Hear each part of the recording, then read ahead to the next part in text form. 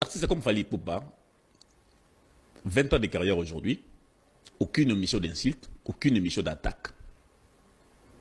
Aucune émission où il peut faire allusion, vous allez comprendre facilement, il fait allusion à telle personne, il s'attaque à lui pour bénéficier du buzz. Jamais vous verrez ça. Mais par contre, vous verrez des gens gratuitement s'attaquer à lui par des chansons, par des émissions. Et au finish, ce sont de ces gens comme ça qui sont des perdants. On a eu Fabregas, on a eu Inosbi, on a eu pas mal de gens qui se sont attaqués gratuitement à lui. Mais au finish, ils ont été des perdants et, excusez, ils ont été des perdants. Et j'ai constaté aussi que non, Fally, quand tu es bien avec lui, reste bien avec lui.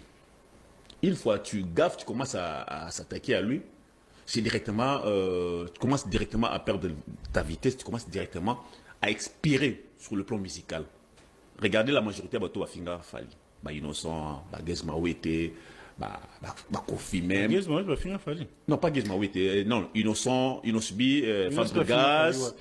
Inosbi, Fabregas, ça ironie, je sais. Ironie, aloba nini. Non, on connaît tous les attaques qu'Innocent, Inosbi a proférées à Android Fally. On connaît tous les attaques, ces genres d'attaques.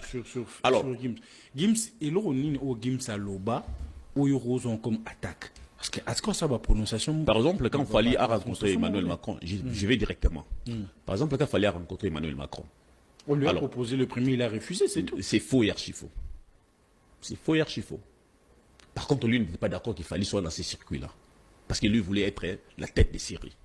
Mais on l'a échappé. On a vu aussi qu'il n'a pas assez d'influence ici en République démocratique du Congo, dans la communauté congolaise.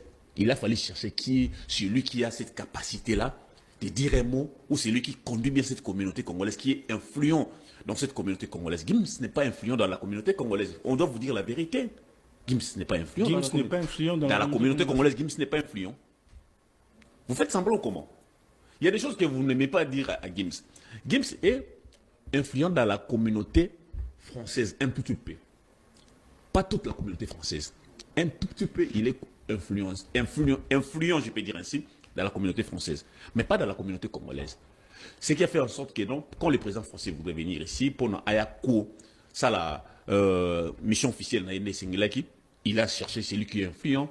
Parce qu'il y a tout, il y a tout un département d'études pour qu'un président, il y a Trump, Emmanuel Macron, à se déplacer ou à collaborer dans la moto. Il met des études minutieuses. On ne peut pas t'appeler seulement comme ça. Ah, même le président français veut venir sur ton plateau. On doit t'étudier, tu as fait combien d'émissions, quel genre de type, quel genre de thème que tu abordes, et quel est ton comportement, surtout ça. Et quelle est ton influence dans la communauté. Et tous ces éléments, Fally pour arraigner cela. Et c'est l'Élysée qui est venu vers Fally. Mais par contre, Gims a forcé. Bon, il a posé ses préalables. On a constaté que non, ses préalables aussi. Il a posé ses préalables. On a mis sur la balance ses préalables ainsi que ce que cherchait l'Élysée ou Emmanuel Macron.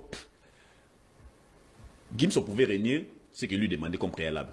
Mais lui ne réunissait pas ce que Emmanuel Macron demandait comme condition.